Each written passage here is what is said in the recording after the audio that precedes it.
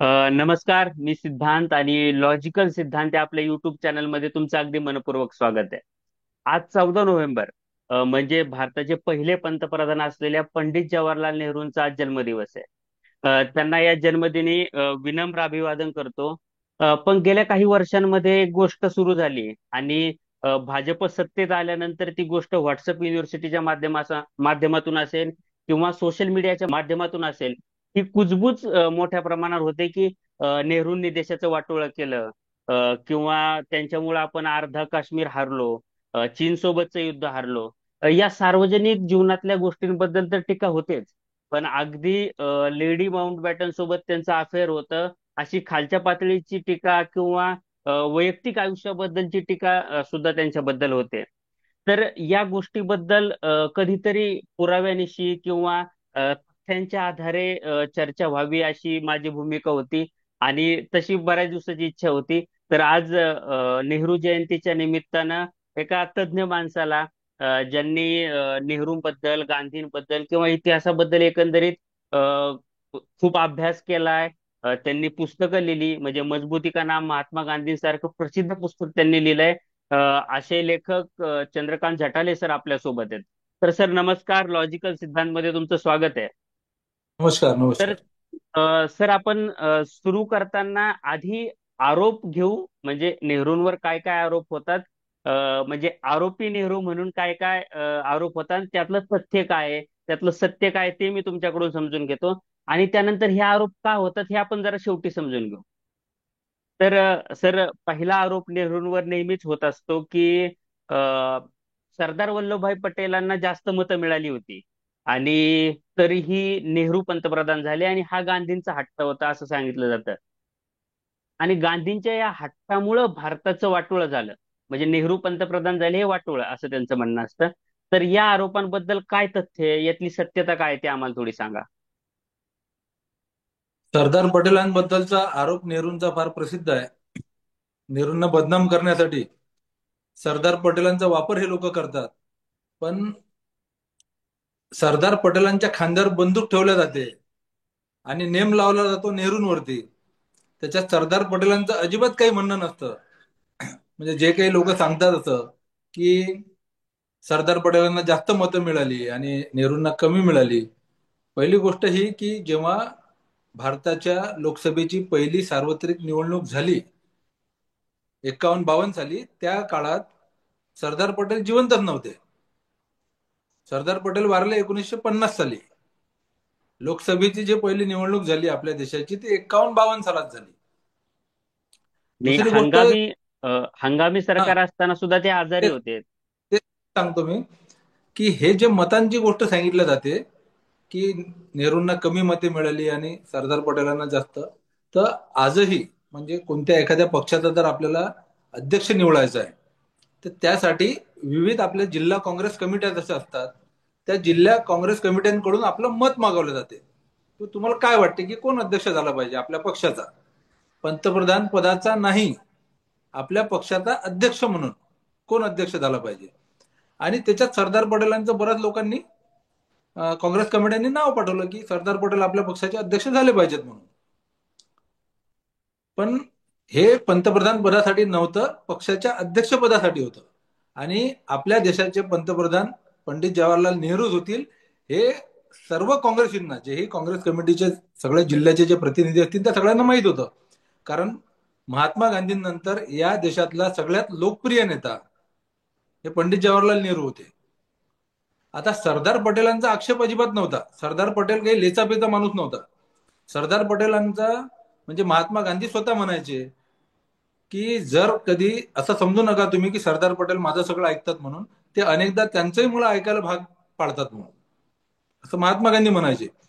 याचं उदाहरण तुम्हाला मी सांगतो की सरदार पटेल किती मजबूत माणूस होता. जेव्हा पहिली राष्ट्रपती पदाची निवडणूक होती आपल्या देशाची, तेव्हा पंडित जवाहरलाल नेहरूंचे जे उमेदवार होते राजगोपालाचारी आणि सरदार पटेलांचे उमेदवार होते डॉक्टर राजेंद्र प्रसाद. सरदार पटेलांचा माणूस निवडून आला, पहिला राष्ट्रपती झाला.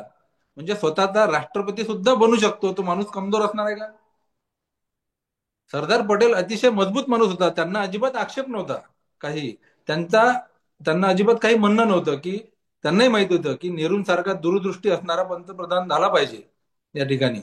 पण त्यांची प्रकृती बरोबर नव्हती. म्हणजे सरदार पटेलांचं वय होतं 72 आणि नेहरूंचं वय होतं 58. सरदार पटेलांना अनेक व्याधी होत्या, बिमारी होत्या आणि डायबिटीज होता. महात्मा गांधींच्या हत्येनंतर त्यांना एक अटॅक येऊन गेला होता. त्यांच्या मुलीनी, त्यांच्या एवढ्या बिमाऱ्या होत्या, म्हणजे एवढं शरीर स्वास्थ्य त्यांचं वाईट होतं की त्यांच्या मुलीनी लग्न केलं नव्हतं. सरदार पटेलांच्या, ती कायम त्यांची सेवा करायची. सरदार पटेलांची मुलगी, एवढी त्यांची तब्येत खराब राहायची.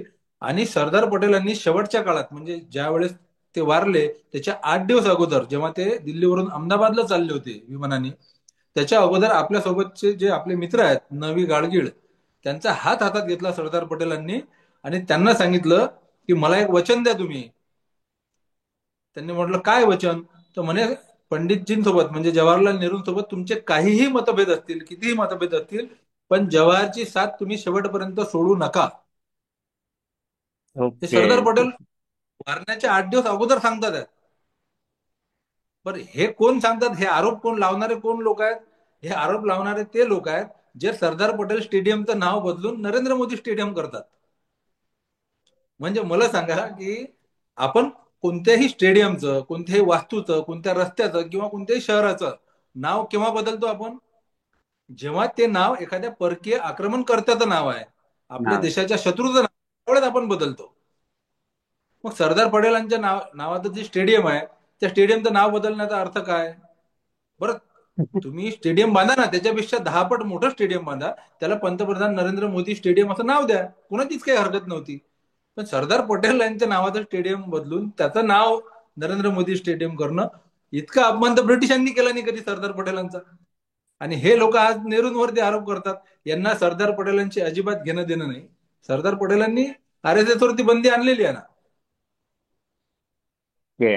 आणि सर, ज्यावेळी ह्या टीका होतात आणि ह्या टीका होताना आपण बघतो तर सगळ्यात पुढं जी मंडळी असतात ती हिंदुत्ववादी किंवा RSSच्या सर्कल मधलीच असतात. असं का होतं नेहमी?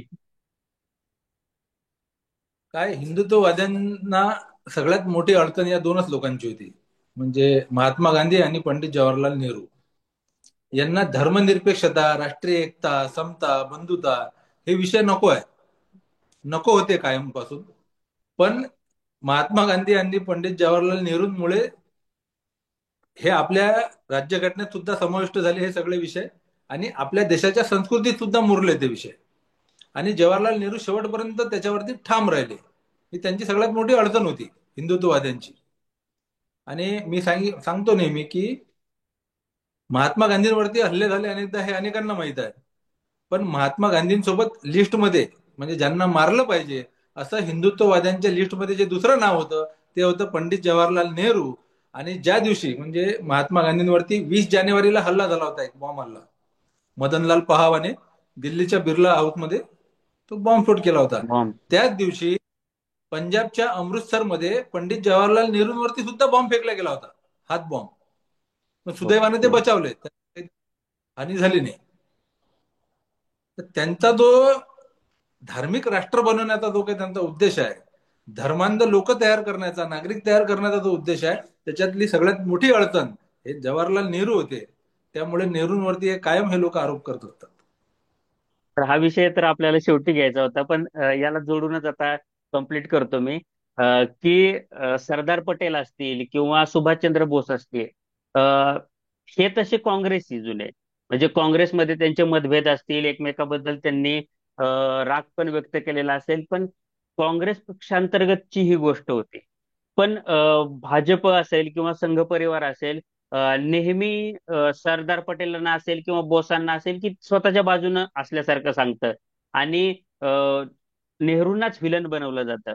मग बोस आणि पटेलांपेक्षा अ, नेहरू कसे वेगळे आहेत म्हणजे, आणि नेहरू टार्गेटवर ठेवावेत असं का वाटतं? कसं आहे, सरदार पटेलांचा विषय वेगळा आहे आणि नेताजी सुभाषचंद्र बोसांचा विषय वेगळा आहे. नेताजी सुभाषचंद्र बोस आणि नेहरूंमध्ये मतभेद होते. म्हणजे नेताजींचं असं म्हणणं होतं की आपण आपलं स्वातंत्र्य मिळवण्यासाठी परकीय जे काही शक्ती आहेत, परकीय शक्तींचा आपण आधार घेतला पाहिजे. ते हुकुमशाह आहेत काही, म्हणजे हिटलर असेल, मुसोलिनी असेल, यांची आपण मदत घेतली पाहिजे. आणि नेहरू गांधी यांचं असं मत होतं की आपण जर त्यांची मदत घेतली या लोकांची, तर आपल्याला सुद्धा ते काही फुकट मदत करणार नाहीत, काहीतरी मोबदला घेतील त्याच्यात, आणि आपण या इंग्रजांच्या ज्या संकटात आपण सापडला याच्यापेक्षा मोठ्या संकटात सापडू, असा तो मतभेद होता.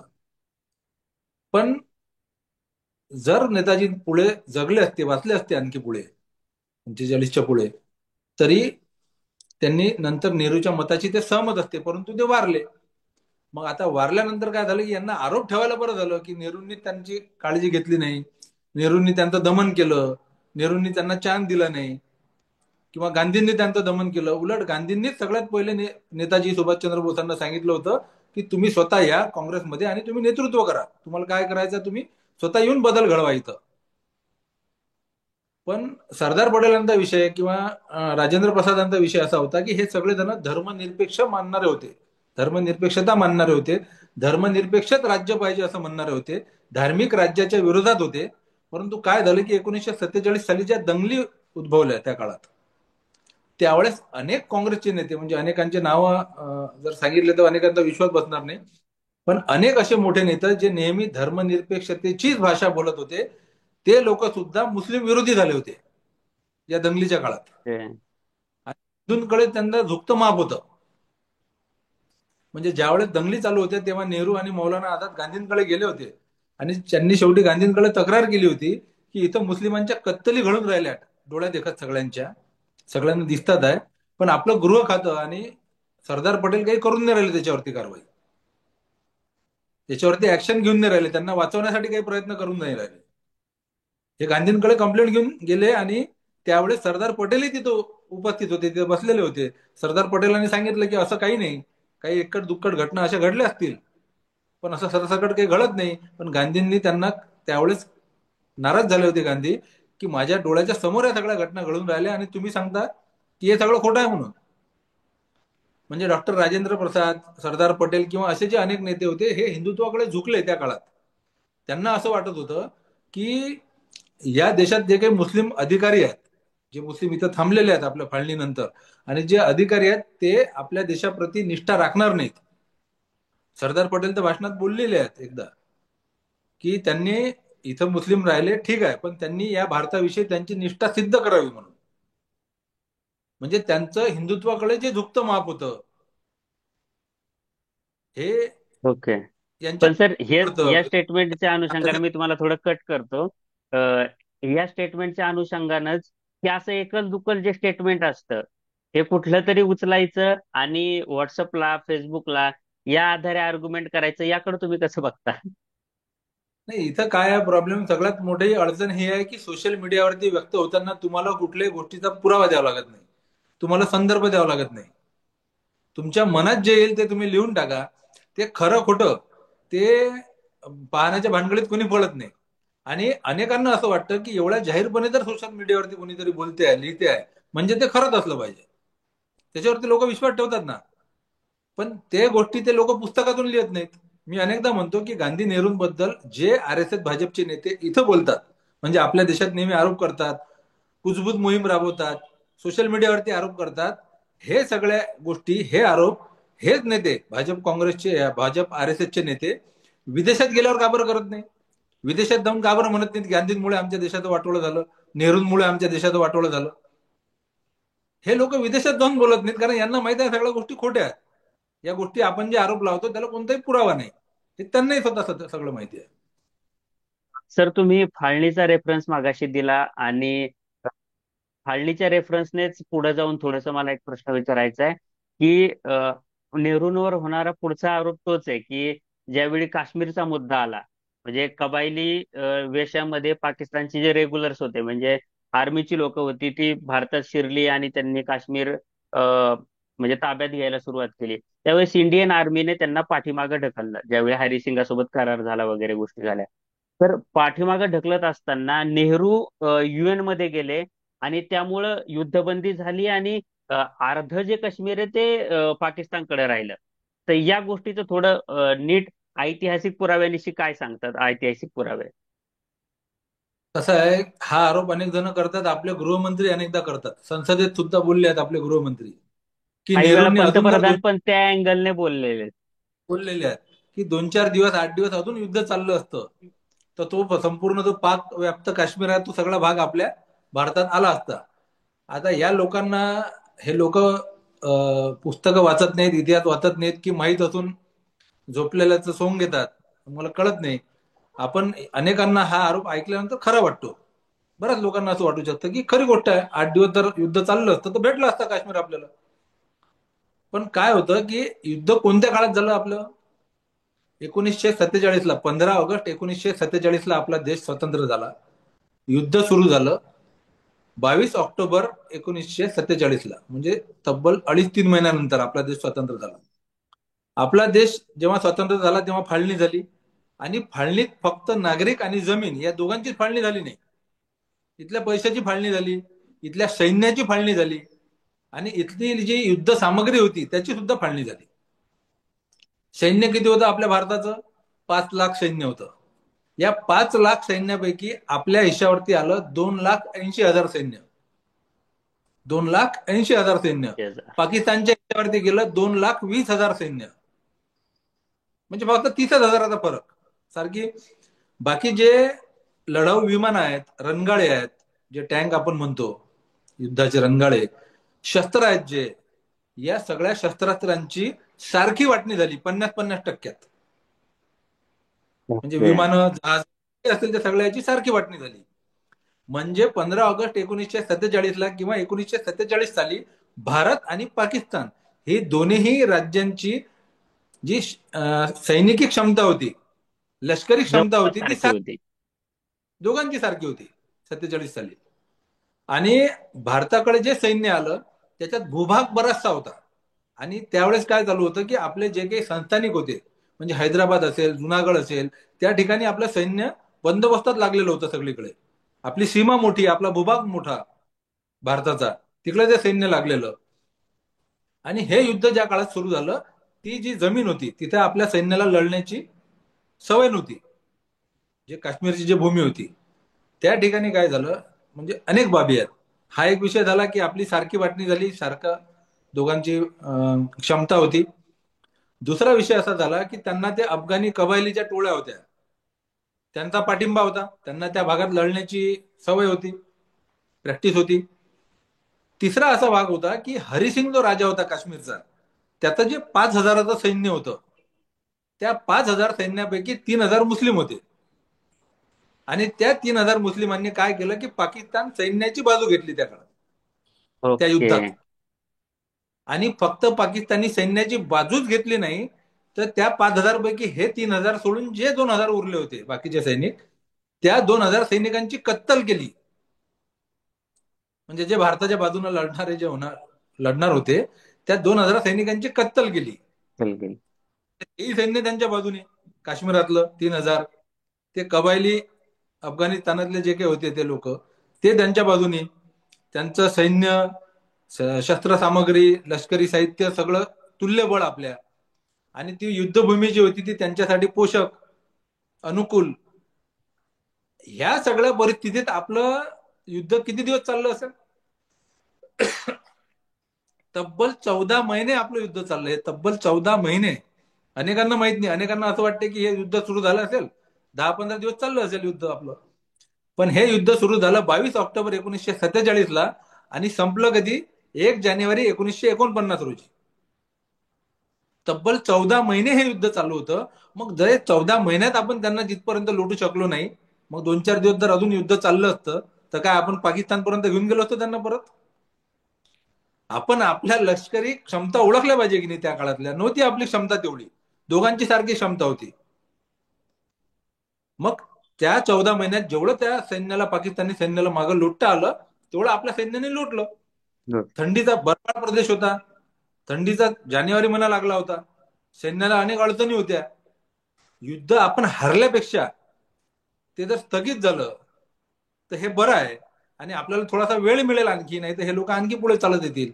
त्याच्यामुळे नेहरूंनी काय केलं की हा प्रश्न युनोत नेला.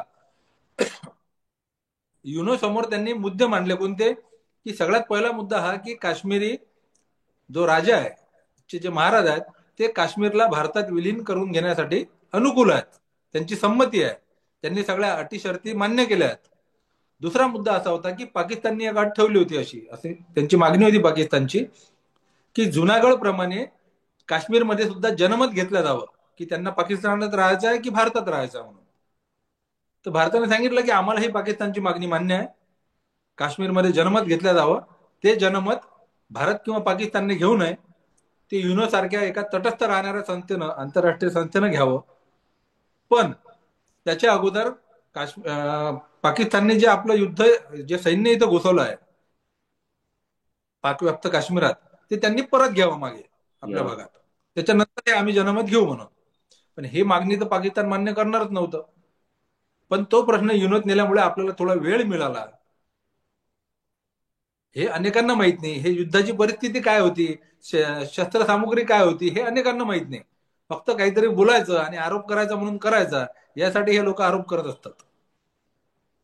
सर, हे युद्ध, आता युद्धाचाच आणखी एक चॅप्टर पुढं 1962 मध्ये येतो. 1962चं जे चीन सोबतचं युद्ध झालं, आणि त्या युद्धामध्ये सुद्धा भारताचा जो पराभव झाला, त्याला नेहरूंची धोरणच कारणीभूत होती असं सांगितलं जात आहे. नेमकं काय वास्तव आहे त्याचं? पुन्हा मी तेच विषय सांगेल की आपला 1947 ला देश स्वतंत्र झाला. तो काळ असा होता की आपण 36 कोटी लोकांची आपल्या पोटे भरू शकत नव्हतो. म्हणजे अन्नधान्याचं उत्पादनही तेवढं नव्हतं आपलं. एक सुई सुद्धा आपल्या देशात बनत नव्हती 47 साली.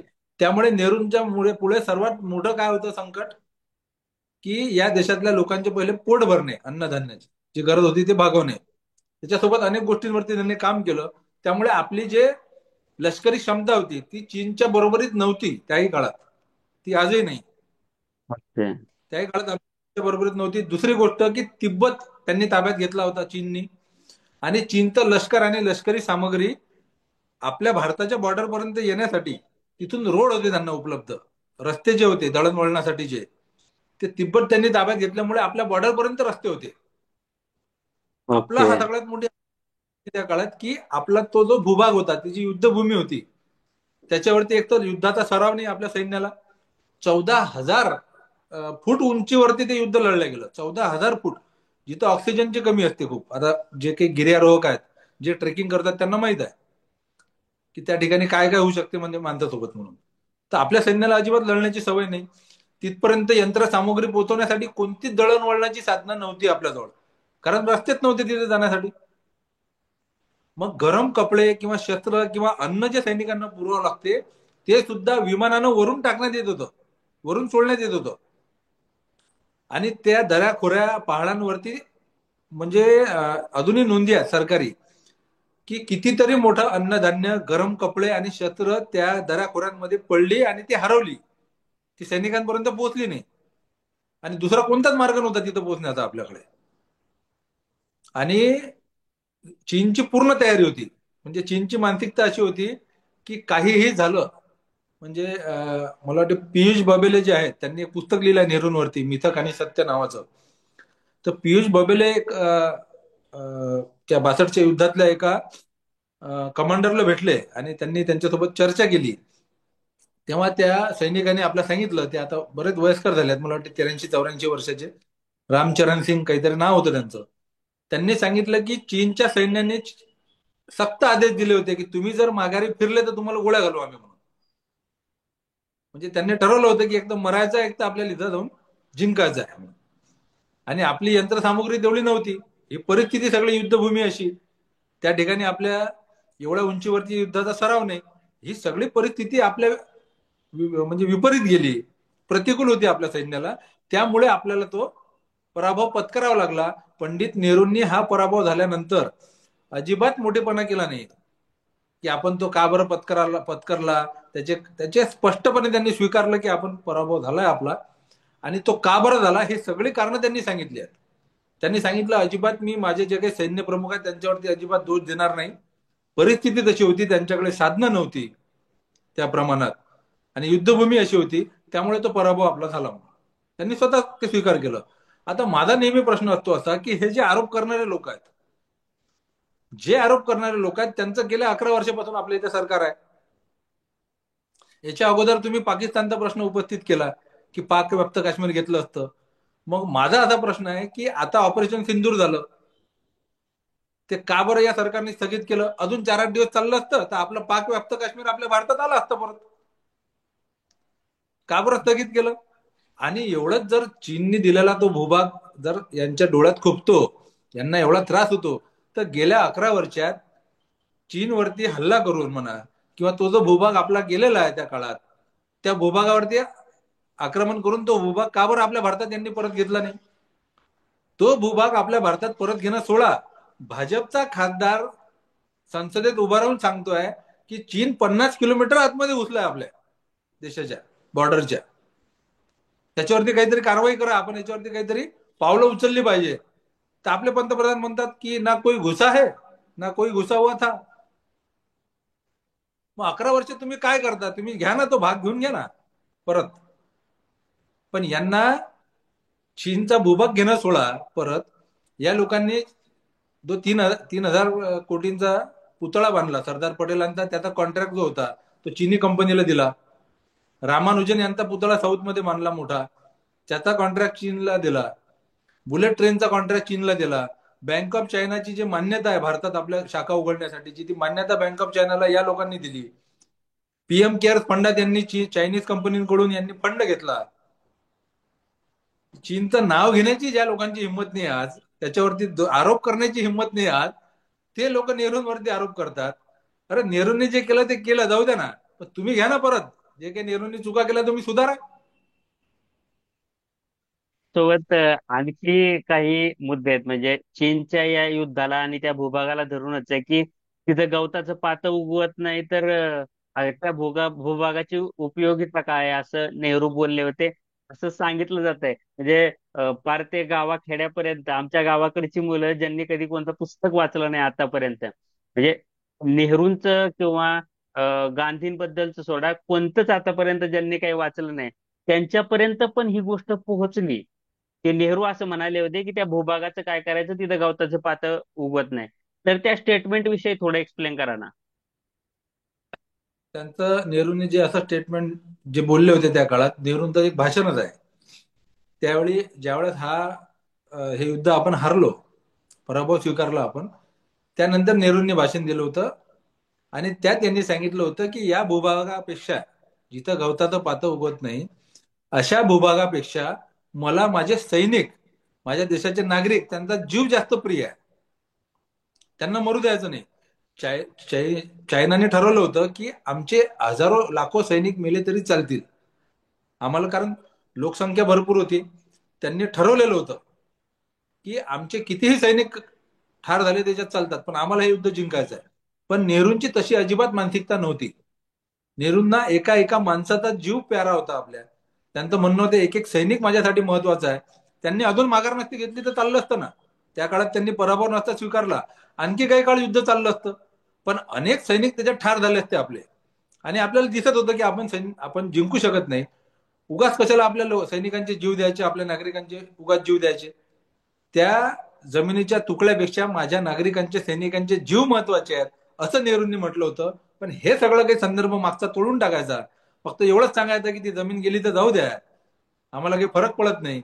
नेहरूंना जमिनीच्या प्रत्येक तुकड्याबद्दल जेवढं काश्मीरबद्दल प्रेम होतं तेवढं त्याही जमिनीबद्दल प्रेम होतं. पण त्या जमिनीपेक्षा नेहरूंचं या देशातल्या नागरिकांवरती प्रेम होतं. कारण या देशाची भारत माता म्हणजे कोण, हा देश म्हणजे कोण, तर या देशाचे जिवंत नागरिक, दगडधोंडे नाही, जिवंत नागरिक, त्यांची पहिले काळजी केली पाहिजे, हे नेहरूंचं धोरण होतं. सर, आर्थिक गोष्टींचा किंवा आर्थिक विवंचना कशी होती त्याचा आता तुम्ही उल्लेख केला. तर याच रेफरन्सने मला हे विचारायचंय की नेहरूंनी जी समाजवादी भूमिका स्वीकारली अर्थव्यवस्थेच्या बाबतीत, आणि त्यामुळं भारताचं खूप नुकसान झालं. त्यावेळी इकॉनॉमी ओपन अप करायला पाहिजे होती, किंवा जगासोबत आपण लिंकअपच नाही झालो. त्यामुळं आताचे आर्थिक प्रॉब्लेम्स आहेत बरेचसे. म्हणजे आता काही आर्थिक प्रॉब्लेमला जर आपण एक्सप्लेनेशन मागितलं तर लगेच ते ते निघतं मागचं की नेहरूंमुळे घोळ झाला. किंवा पंतप्रधान पण नेहमीच या गोष्टीचं सांगत असतात की त्यांना जर काही उत्तर सापडलं नाही ते सांगतात की नाही, ते नेहरूंची चुकी होती. तर अर्थव्यवस्थेच्या बाबतीत थोडं सांगा की जी अर्थव्यवस्था आपली ओपन अप का झाली नाही, किंवा 91 मध्ये जाऊन आपण का केली. नेहरूंनी समाजवादी अर्थव्यवस्था स्वीकारली नव्हती. नेहरूंनी मिश्र अर्थव्यवस्था स्वीकारली होती. म्हणजे समाजवाद आणि भांडवलशाही या दोघांमधले जे काही चांगले गुण आहेत, ज्या चांगल्या गोष्टी आहेत, त्यांचा समन्वय साधायचा. त्या समन्वयातून मिश्र अर्थव्यवस्था निर्माण केली होती. दुसरी गोष्ट आपण लक्षात घेतली पाहिजे की नेहरूंनी काय केलं होतं. तर मी मगाच सांगितलं की 1947ला देश स्वतंत्र झाला, त्या काळात या देशात एक सुई सुद्धा बनत नव्हती. हा देश 600 वर्ष अगोदर मुघलांनी लुटला होता. त्याच्यानंतर 200 वर्ष ब्रिटिशांनी अक्षरशः लुटून नेला, भुके कंगाल केला होता 200 वर्ष. म्हणजे आज जसं प्रत्येक प्रश्नाला हे सरकार म्हणते की नेहरू जबाबदार, तसे नेहरू किमान 100 वर्ष असं म्हणू शकले असते की 200 वर्ष ब्रिटिशांनी हा देश लुटून नेलाय अक्षरशः. मी काय त्याबद्दल करू शशी करू शकत थरूरांचं नाही. एक छान पुस्तक आहे. हो. तर त्यांनी ते आकडेवारीच सहज दिली. नेहरू की 100 वर्ष 200 वर्ष ब्रिटिशांनी हा देश लुटला, तेच गड्डे मी भरू शकत नाही, ते झालेलं नुकसानच मी भरून काढू शकत नाही, तर मी काय विकास करू या देशाचा. असं सहज 100 वर्ष बोलू शकले असते नेहरू. ब्रिटिशांना दोष देऊ शकले असते. पण नेहरूंनी एका शब्दानं कधी आपल्या भाषणात किंवा लिखाणात कुठंच ब्रिटिशांना दोष दिला नाही. साधन सामग्री अजिबात उपलब्ध नव्हती. याचा मी एक आकडेवारी सांगतो की 1947 साली आपल्या देशातले जे काही यांत्रिकी सामग्री होती आपली, ते जे आपण आयात करत होतो, आपलं यंत्रसामग्री आपल्या देशातली, ती 100% आयात करायचो. 100%. 1947 सालची गोष्ट सांगतोय मी. आणि 1967 साली ही आकडेवारी फक्त 9%वर आली होती. 9%वरती. तुम्ही विचार करा, 100% कुठं आणि 9% कुठं. 67 साली या देशात एक सुई सुद्धा बनत नव्हती जेव्हा पंडित नेहरू पंतप्रधान पदावर आले. पण 19 ते ज्या वेळेस वारले नेहरू, त्यावेळी आपले म्हणजे अंतरिक्षापासून, सुई तर दूरची गोष्ट राहिली, मोठे मोठे पोलादाचे कारखाने उभे केले. इथं अन्नधान्य 36 कोटी लोकांचं पोट आपण भरू शकत नव्हतो. त्यासाठी त्यांनी पंचवार्षिक योजना आणली, त्याच्यावरती 2.5 वर्ष काम केलं, ती अंमलात आणली, मोठे मोठे धरणं बांधली, सिंचन योजना राबवल्या नेहरूंनी. आणि 7 लाख एकर जमीन, 70 लाख एकर जमीन जी आहे, ती अतिरिक्त जमीन शेतीखाली आणली. अन्नधान्याचं उत्पादन वाढवलं. कारण अन्नधान्याच्या उत्पादनाच्या आयातीत एवढा खर्च लागत होता, एवढा पैसा खर्च होत होता की विकासाला पैसा उरत नव्हता. त्यामुळे सगळ्यात पहिलं प्राधान्य नेहरूंनी त्यासाठी दिलं. आणि मिश्र अर्थव्यवस्था स्वीकारली, त्यातून मोठमोठे कारखाने उभे झाले आपल्या इथं. आपण स्वयंपूर्ण झालो. आणि नरहर कुरुंदकर लिहितात की आपण नंतर इंदिरा गांधी लढल्या किंवा लालबहादूर शास्त्रींच्या काळात जे काही युद्ध लढले गेली, हे सगळ्या युद्धांसाठी जे काही शस्त्रसामग्री होती, विमानं जहाज काहीच बनत नव्हते आपल्या इथं, पण हे सगळे कारखाने 53 ते 55 या काळात उभारले नेहरूंनी. शस्त्रांपासूनचे कारखाने, जहाजांपासूनचे कारखाने, हे सगळे रणगाड्यांचे कारखाने, हे सगळे उभारले नेहरूंनी. आणि त्या काळात त्यांनी उभारल्यामुळे काही का होणार, आपण 2-4 महिने आता कोणत्याही देशासोबत आपण लढू शकतो आजच्या काळात. हे सगळं नेहरूंनी करून दाखवलं ना. आणखी काय, यांची इच्छा होती की 1947 साली देश स्वतंत्र झाला आणि 1957 साली आपल्या देशात एकदम मोबाईल कम्प्युटर यायला पाहिजे होते. अरे ते विदेशातही आले नाहीत ना. ते विदेशातही आले नाहीत. त्या काळातली गरज आपण पहिले लक्षात घेतली पाहिजे की लोकांना खायला अन्न नाही, अन्नाची आयात करावी लागते एवढी की विकासाला पैसा उरत नाही. ही कोणतीच परिस्थिती आपले लोक लक्षात घेत नाहीत. त्या काळातली उत्पन्न काय होतं आपल्या देशाचं, कुठून पैसा लावला असता, कुठून पैसा उभा केला असता, हे सगळे प्रश्न होते ना. पण नेहरूंनी त्या काळात जी काही साधन संपत्ती उपलब्ध होती, त्याच्या आधारावर जे काही सर्वात चांगलं, सर्वोत्कृष्ट करता येते, ते सर्वोत्कृष्ट करून दाखवलं. तर हे झालं सार्वजनिक आयुष्यातलं किंवा नेहरूंच्या राजकारणाबद्दल, त्यांच्या धोरणांबद्दल, जे ती आर्थिक असतील की सैन्यविषयक असतील किंवा इतर सगळ्या धोरणांबद्दल. हे सगळं ठीकच आहे. पण काही बरीचशी कुजबूज कॅम्पेन ही नेहरू आणि लेडी माउंटबॅटन यांचं कसं अफेअर होतं, किंवा नेहरू कसे आपल्या याच्यात म्हणतात ना रंगेल माणूस होता, या टाईप मध्ये जे चर्चा नेहमी होत असते, किंवा काही जणांनी लिटरली पुस्तकं लिहिलीत त्यावर. तर हे काय प्रकरण आहे, एकदा थोडं क्लिअरच होऊन जाऊ दे ते. कसं आहे, हा जे कोणी हा लोक प्रश्न उपस्थित करतात, त्यांना माझा सगळ्यात पहिला एक प्रतिप्रश्न असते की नेहरू आणि गांधींवरती असे जे लोक आरोप करतात त्यांना असा प्रश्न असतो माझा की नेहरू आणि गांधींच्या विरोधात किती महिलांनी तक्रार केली. हा प्रश्न मी याच्यासाठी विचारतो की 1908 साली विनायक दामोदर सावरकर यांच्यावरती मार्गारेट लॉरेन्स नावाच्या एका महिलेनं, लंडनमध्ये घरकाम करणाऱ्या महिलेनं, यांनी माझ्यावर बलात्काराचा प्रयत्न केला म्हणून तक्रार नोंदवली आणि सावरकरांना त्याच्यात 4 महिन्याची शिक्षा झाली आणि सावरकरांनी लंडनमध्ये 4 महिन्याची ती शिक्षा भोगली एका घरकाम करणाऱ्या महिलेवरती बलात्काराच्या प्रयत्नात. अशी कुठलीच तक्रार नेहरू किंवा गांधींच्या विरोधात कधीच कोणत्या महिलेनं केली नाही. हा पहिला मुद्दा. दुसरा मुद्दा असा की लेडी माउंटबॅटन आणि नेहरू यांच्यामध्ये चांगली मैत्री होती. मैत्रीपेक्षा त्यांच्यात जास्त जिव्हाळा होता, प्रेम होता असे आपण म्हणू शकू त्यांच्यामध्ये. पण त्यांच्यामध्ये जे प्रेमाची व्याख्या आज सेक्स म्हणून करतात जे लोक, त्यांच्यासाठी मला आवर्जून इथं सांगायचं आहे की लेडी माउंटबॅटनची मुलगी जी आहे पामेला, तिने आपल्या पुस्तकात लिहून ठेवलेलं असं की या दोघांचेही संबंध मैत्रीपेक्षा जास्त होते, प्रेमाचे संबंध होते, पण त्यांचं जे प्रेम होतं ते शारीरिक नव्हतं. ओके. आणि पुरावा ती असं देते की नेहरू आणि एडविना या दोघांनी एकमेकांना पत्र लिहिले अनेक. आणि ज्यावेळेस लेडी माउंटबॅटन ह्या वारल्या त्यावेळेस त्यांनी हे जे पत्र आहेत त्यांच्या त्या मृत्यूपत्रात लिहून ठेवलं होतं की हे जे काही सगळे पत्र आहेत ही पत्र माझ्या नवऱ्याला, माझ्या मृत्यूपश्चात माझ्या नवऱ्याला देण्यात यावी म्हणून. ते पत्र माउंटबॅटनला देण्यात आली आणि माउंटबॅटननी पामेलाला म्हणजे स्वतःच्या मुलीला सांगितलं की तू मला हे पत्र वाचून दाखव काय आहेत नेमके याच्यात म्हणून. आणि ती पामेला म्हणजे एडविनाची मुलगी, ती म्हणते की मला फार उत्सुकता होती या दोघांच्या प्रेमाबद्दल की नेमकं प्रेम होतं कसं यांचं. म्हणून मी ती सगळे पत्र वाचली आणि ती पत्र वाचल्यानंतर माझी खात्री पटली की या दोघांमध्ये अजिबात शारीरिक असं काही नव्हतं. ती अद्वितीय पत्र होते. या भारताच्या पायाभरणीचा किंवा जळणघळणीचा पूर्ण पंचनामा होता, ब्ल्यूप्रिंट होती ती, ते पत्र म्हणजे. आणि ओके. स्वतः पॅटन यांनी सुद्धा म्हटलं होतं पामेलाला की हे पत्र मला वाचून दाखव आणि मला माहिती आहे की या पत्रांमध्ये मला आक्षेप येईल किंवा मला आक्षेप असेल असं काहीही नसेल त्याच्यात म्हणून. आणि घडलं तसंच की त्यांना कोणत्याच गोष्टीवर त्याच्यात आक्षेप नव्हता.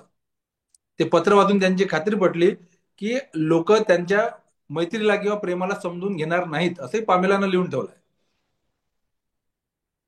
आता या लोकांना कुठून नेहरूंना बदनाम करायचं आहे. मग तुम्ही एका आरोपाचं उत्तर दिलं की ते दुसरा आरोप तयार ठेवणार. या आरोपाचं उत्तर दिसलं की त्यांच्या नेहरूंच्या सख्या बहिणीसोबतचे फोटो हे लोक सोशल मीडियावरती टाकणार आणि सांगणार बघा कसे महिलांसोबत संबंध होते. बहिणीसोबतचे, सख्या भाचीसोबतचे फोटो टाकणार. या लोकांना कोणत्याही कारणानं नेहरूंना बदनाम करायचं फक्त. सर, असा आरोपांची आपण जर चर्चा करत बसलो तर खूप सारे आरोप आणखी आहेत. पण हे एक प्रातिनिधिक स्वरूपात किंवा सगळीकडे पोहोचलेले व्हॉट्सअप युनिव्हर्सिटीच्या माध्यमातून असतील किंवा काही लोक जाहीर भाषणांमध्ये पण त्यांचा उल्लेख करतात. तर हे सगळे आरोप आपण बघितले. पण सगळ्यात शेवटचा प्रश्न आता माझा तुम्हाला आहे की एक विचारधारांचं युद्ध आहे. म्हणजे हे सगळ्या देशांमध्ये असतं की लेफ्टिस्ट, राईटिस्ट, सेंट्रिस्ट सगळ्यांचं विचारधारांचा एक कलह असतो. अ, तर या विचारधारांच्या कलहामध्ये अ, संघ परिवार असेल किंवा हिंदुत्ववाद्यांना एवढ्या खालच्या पातळीवर जाऊन चारित्र्य हनन करण्याची किंवा टीका करण्याची वेळ काय येते? कसं आहे, जेव्हा काहीच करायला उरत नाही, स्वतःचं काही कर्तृत्व नसलं, तर मग काय करायचं. मला एक गोष्ट सांगा की आरोप कोणता व्यक्ती दुसऱ्यावर व्यक्तीवर करू शकेल. म्हणजे असा व्यक्ती ज्याने एक 100 किलोमीटर रस्ता बांधला. दोन व्यक्ती आहेत आपल्याकडे. एका जणाने 100 किलोमीटर रस्ता बांधला, एका जणाने आयुष्यात 1 किलोमीटर रस्ता कधी बांधला नाही. मग हा ज्यांनी 1 किलोमीटर रस्ता कधी बांधला नाही तो काय म्हणतो त्या 100 किलोमीटर वाल्याला, तू काय रस्ता बांधलेला, तुझे सगळे वाकडे तिकडे चुकीचे रस्ते बांधले तू म्हणून. अरे किमान त्यानं रस्ते बांधले ना. त्याच्यावरती आरोप करण्याचा याला अधिकार नाही. 100 किलोमीटर चुकीचे रस्ते बांधणाऱ्यावर आरोप करण्याचा अधिकार कोणाला आहे? ज्यांनी 200, 500, 1000 किलोमीटर रस्ते बांधलेले आहेत, चांगले व्यवस्थित बांधलेले आहेत, असा माणूस त्याच्यावरती आरोप करू शकेल. यांनी कधीच काही केलं नाही. हे स्वातंत्र्य लढ्यात कधीच नव्हते. यांनी स्वातंत्र्य लढ्यात ब्रिटिशांना मदत केली. यांनी स्वातंत्र्य लढ्यात क्रांतिकारकांच्या विरोधात काम केलं. स्वातंत्र्य सैनिकांच्या विरोधात काम केलं. स्वातंत्र्य लढ्याचा जेव्हाही प्रसंग आला, हे लोक मागे सरकले, घरात लपून बसले ब्रिटिशांच्या धाकानं. आणि जेव्हा 15 ऑगस्ट 26 जानेवारी येते, त्यावेळेस यांच्याकडे सांगण्यासारखं काहीच नसतं. त्यामुळे हे काय करून राहिले की स्वातंत्र्याशी संबंधित ज्या ज्या गोष्टी आहेत त्या सगळे हे संपवून राहिले. म्हणजे तुम्ही जर कधी जालियनवाला बाग हत्याकांड जिथं झालं होतं, ज्या ठिकाणी, तुम्ही जर तिथं जालियनवाला बाग मध्ये कधी जर गेले अमृतसरमध्ये, तर तुम्ही बघाल त्या ठिकाणी यांनी थीम पार्क तयार केलाय. एवढी दुःखद घटना, एवढी वाईट घटना तिथे घडली. तिथं सरदार आणि सरदारनी यांचे हासरे कटआउट लावलेले त्या लोकांनी तिथं. त्याची, कारण हे त्याच्यात नव्हते ना. यांनी तिथली जी अमर जवान ज्योत होती दिल्लीची, ती हलवली त्या ठिकाणची. यांना ते जुनं संसद भवन नको आहे. यांनी गांधींचे जे आश्रम आहेत ते सुद्धा पाळून आता तिथे थीम पार्क करण्याची तयारी चालू केली आहे. ही सगळी तयारी कशासाठी? तर स्वातंत्र्याशी संबंधित सर्व ज्या काही वास्तू आहेत, त्या घटनांशी संबंधित ज्या काही वास्तू आहेत त्या सर्व मिटवायच्या, त्यांना संपून टाकायच्या. स्वातंत्र्य लढ्याशी संबंधित काहीच नको. मग स्वातंत्र्य लढ्यात कोणी कोणी सहभाग घेतला, कोण कोण लढलं, त्यांना बदनामी काय करायची? बदनामी करू शकत नाही जास्त स्तरावर, याच्यासाठी की त्याचे पुरावे आहेत. स्वातंत्र्य लढ्यात सहभागच नव्हता असं नाही म्हणू शकत ते. कारण असं जर म्हटलं तर त्याला पुरावे आहेत की होता सहभाग म्हणून. मग काय करायचं? तर मग त्यांचं चारित्र्य हनन करायचं. स्त्रियांसोबत त्यांचे नाव जोडायचे. साधे नेहरू सिगरेट पिताना फोटो आहे नेहरूंचा, अरे त्यांनी काही लपून, बरं हे फोटो काही आर एस एस वाल्यांनी लपून त्यावेळेस काही शोध पत्रकारिता करून काढलेले आहेत का? नाही, जाहीर होते ते. नेहरू सर्वांसमोर सिगरेट प्यायचे. रोजच्या पहिल्या अगोदर जास्त प्यायचे, नंतर 5 सिगरेट प्यायचे. त्यांनी कधी दारू पिली नाही, ते ड्रिंक करत नव्हते. पण विनायक दामोदर सावरकर जिंटान नावाच्या विस्कीचे चाहते होते. ते जिंटान नावाची विस्की प्यायचे, म्हणून त्यांना कोणी दोष देत नाही की ते अय्याश होते म्हणून. पण नेहरू आता सिगरेट पितात म्हणून नेहरू अय्याश होते. काय करायचं आहे की त्यांचं कर्तृत्व झाकळून टाकायचं आहे.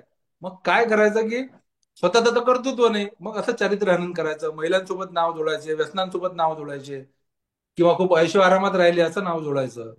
अरे नेहरूंसारखा माणूस हे जे परिवारवादाचा शिक्का त्याच्यावरती लावतात, तो नेहरू जिवंत असेपर्यंत इंदिरा गांधी खासदारी नव्हत्या ना, साध्या खासदारी नव्हत्या. आणि जे परिवारवाद किंवा घराणेशाहीचा आरोप लावतात, मग ते आता असा आरोप लावतील का? नेहरू सारखं घराणं सांगा की 186 कोटी रुपयाची प्रॉपर्टी त्या काळात त्यांनी दान दिली नेहरू कुटुंबानं, त्या काळात, ज्याची आजची किंमत हजारो लाखो कोटी असेल. दानच दिली नाही. स्वतः मोतीलाल नेहरू, म्हणजे पंडित जवाहरलाल नेहरूंचे वडील मोतीलाल नेहरू, आई स्वरूप राणी नेहरू, बायको कमला नेहरू, मुलगी इंदिरा गांधी, जावई फिरोज गांधी, नेहरूंची सख्खी बहीण कृष्णा हुता सिंग, त्यानंतर दुसरी त्यांची बहीण नेहरूंची, त्या दोन्ही बहिणी, दोन्ही जावई, मुलगी, त्यांचा मुलीचा नवरा, हे सगळं नेहरू कुटुंब तुरुंगात राहिलं, लाट्या खाल्ल्या.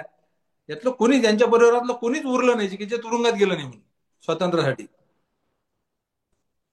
मग इथं हे लोक म्हणणार का आर एस एस भाजपवाले की तुम्ही काय घराणेशाही लावली नेहरूंनी, आम्हाला तर तुरुंगात जाण्याची संधी दिली नाही, स्वतःच कुटुंब घेऊन गेले तुरुंगात सगळं, असं नाही म्हणणारे लोक.